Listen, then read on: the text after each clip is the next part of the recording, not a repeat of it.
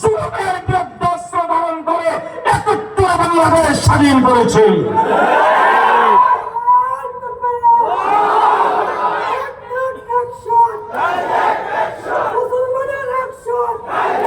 মুসলমান শিক্ষিত সমাজ বলে করে মনে রাখবেন, যদি আমরা পূর্ব পাকিস্তান না হতাম, আমরা যদি পাকিস্তানের অংশ না হতাম, ৯ মাসের যুদ্ধে দেশ স্বাধীন করে যখন ইতিহাস সাক্ষী ৭০ বছর পর্যন্ত কাশ্মীর স্বাধীনতার লড়াই করতে সে স্বাধীনতা অর্জন করতে পারে না।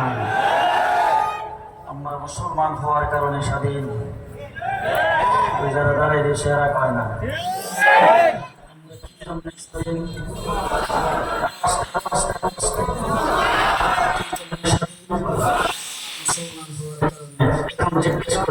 মুসলমান হয়ে কি থাকতে চান? মুসলমান হয়ে থাকতে চান কিনা? থাকতে চান কিনা? আপনারা মুসলমান হয়ে বেঁচে থাকেন, আপনাদের সন্তানাদি নাস্তিক হয়ে যাক, মুরতাদ হয়ে যাক, ইংরেজ হয়ে যাক, খ্রিস্টান হয়ে যাক, মুসলমান হয়ে বেঁচে থাকতে চাই। আমাদের ভবিষ্যৎ প্রজন্ম, আমাদের সন্তানাদি দেশের মুসলমান হয়ে বসবাস করে। সবাই একমত? সবাই একমত?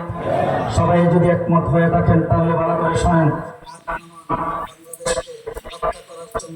দেশের স্বাধীনতা রক্ষা করার জন্য ১ নম্বর হাতিয়ার হলো দেশের প্রতিরক্ষা ব্যবস্থা, দেশের আর্মি, দেশের বিডিআর, দেশের সেনাবাহিনী, দেশের নৌবাহিনী, দেশের বিমান বাহিনী। তারা শক্তিশালী হবে, বাংলাদেশকে বহির্বিশ্বের কোন দেশের আক্রমণ থেকে ফিরিয়ে রাখবে, দেশের স্বাধীনতার দিকে রাখবে। আজকে আমার বাংলাদেশে ১৫ বছর পর্যন্ত যারা ক্ষমতায় জোর করে বসা ছিল, যারা অনির্বাচিত, যারা ভোটের কোনো প্রয়োজন হয় নাই, পাতানো নির্বাচন দিয়ে বারবার যারা ক্ষমতায় গিয়েছিলেন, তারা পিলখানায় ৫৭ জন আর্মি অফিসারকে হত্যা করে বাংলাদেশের প্রতিরক্ষাকে ধ্বংস করে দেশের স্বাধীনতাকে বলন্তিত স্বাধীনতাকে শেষ করে দিতে চাইছিল। ঠিক কিনা বলেন? ২ নম্বর হলো দেশের ইসলামী শক্তিকে তারা সহ্য করতে পারে নাই, মসজিদ মাদ্রাসাকে সহ্য করতে পারে নাই, আলেম ওলামায়ে কেরামকে সহ্য করতে পারে নাই। পরিষ্কার কথা বলে যাচ্ছি, ভালো করে মনে রেখেন। আলেম ওলামায়ে কেরাম মসজিদ মাদ্রাসায় থাকেন, খানকায় থাকেন। মুফতি মাহবুবুল্লাহ সাহেব খানকা বানিয়েছেন ময়মনসিংহে, সেখানে যাইয়া তিনি সেই জায়গায় থাকেন। তার খানকা, তার হুজরা, তার জন্য যেই আরাম বঙ্গবন্ধুর কাছে আমরা আলেম ওলামায়ে কেরাম হাদিসের মস্তকে যেরকম আরাম আর নিরাপত্তা মনে করি, এরকম নিরাপত্তা বঙ্গবন্ধুকে মনে করি না। এই জন্য ক্ষমতায় তোমরাই থাকবে, তোমরাই বসবে। আমরা সপ্তাহ চত্বরে গিয়েছিলাম, কাউকে ক্ষমতার থেকে নামাইবার জন্য নয়, কাউকে ক্ষমতায় বসাইবার জন্য নয়। আমরা সপ্তাহ চত্বরে গিয়েছিলাম শাহবাগে আল্লাহ নবীকে যারা গালি দিয়েছিল আল্লাহ ইজ্জত রক্ষার জন্য।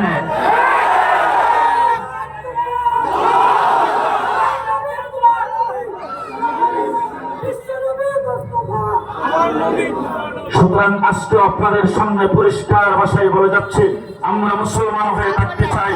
আমার এই দেশের ৯৪% মুসলমান, তারা এই দেশে মুসলমান হয়ে থাকবে।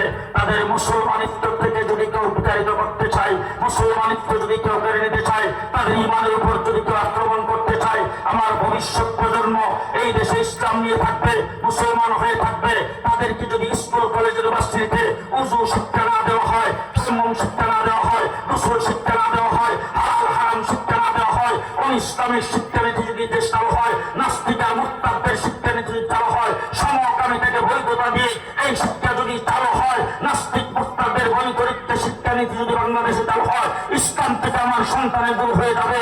এই জন্য বাংলাদেশে বসবাস করে আমরা যারা পরাজিত শক্তি পরাজয় বরণ করেছেন, দেশ গত ৫ অক্টোবর স্বাধীনতা অর্জন করেছে আমাদের রক্তের বিনিময়ে, ৭৭ রক্তের বিনিময়ে, ছাত্রদের রক্তের বিনিময়ে।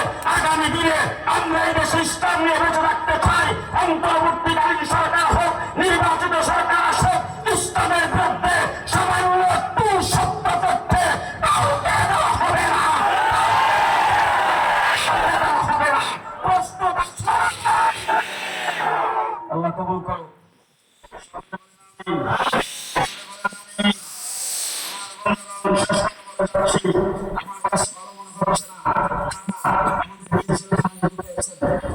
আমার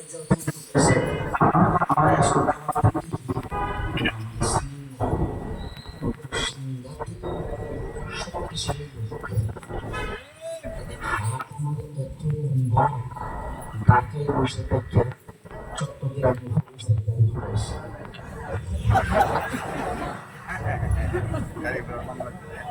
ঢাকায় থেকে সিটাগাঙ্গে পুলিশ দিয়েছি।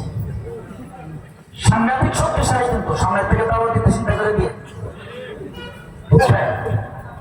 এই ধরনের মিথ্যা মামলা আমাদেরকে বৎসরের পর বৎসর কারাগারে রেখেছেন ফাঁসির ছেলে। মাওলানা নাসিরউদ্দিন কারাগারে ছিলেন, জিজ্ঞেস করেন থাকে, ফাঁসির ছেলে আমাদেরকে রাখা হয়েছে। 24 ঘন্টা বন্দি করে আমাদের পরিবারবর্গ, আমাদের ছেলেমেয়েরা, আমাদের মেয়ের জামাইরা ধারে ধারে ঘুরেছেন। উকিলের কাছে মামলা নিয়ে গেলে উকিল মামলা করতে রাজি হয় নাই। সর্বনাশ, আমি মামলা করলে আমি আবার কোন সময় ধরা পড়ি। বিচারকের সঙ্গে যোগাযোগ করেছেন, কোন বিচারক, কোন জজ, কেউ আমাদের মামলা গ্রহণ করতে রাজি না, মামলা শুনতে রাজি না। সেই পরিবেশ সৃষ্টি করেছিলেন।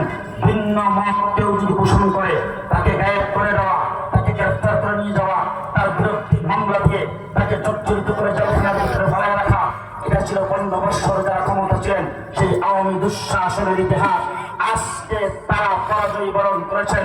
যারা এই দেশ থেকে শত শত কোটি কোটি টাকা লুণ্ঠন করে বিদেশে পাচার করেছেন, দেশটাকে যারা পঙ্গু বানিয়েছেন, দেশের সম্পদকে যারা লুণ্ঠন করেছেন, মেগা প্রজেক্টের নামে মেগা লুণ্ঠন, মেগা প্রজেক্টের নামে মেগা চুরি, মেগা ডাকাতি যারা করেছেন, আজকে তাদের কাউকে গ্রেফতার করে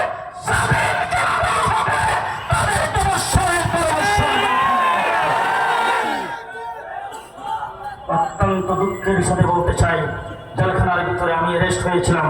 জেলখানায় যারা অ্যারেস্ট হয়েছিল তাদের মধ্যে আমি ছিলাম সবচাইতে বয়স্ক, আমি ছিলাম সকলের সিনিয়র। জেলখানার 1.5 মাস ছিলাম রিমান্ডে ডিবি অফিসে।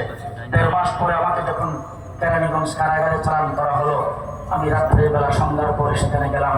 যাওয়ার পরে একটা রুমের ভিতরে আমার রাখা হলো। বিকালবেলা 4:30 থেকে 5টা 30 মিনিটের জন্য দরজাটা খুলে দিতে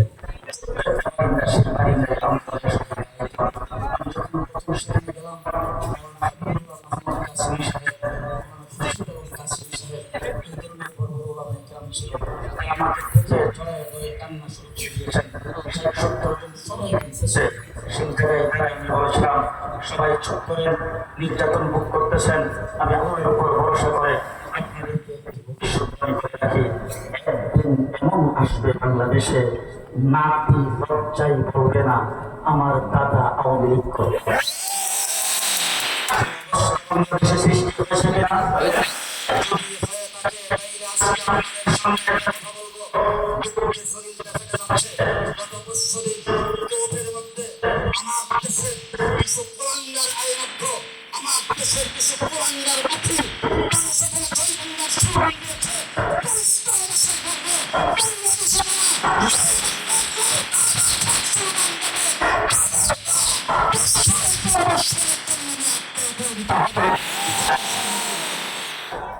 আমার বাংলাদেশে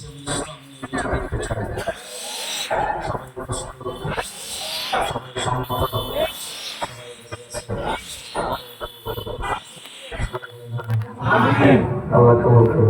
সবাই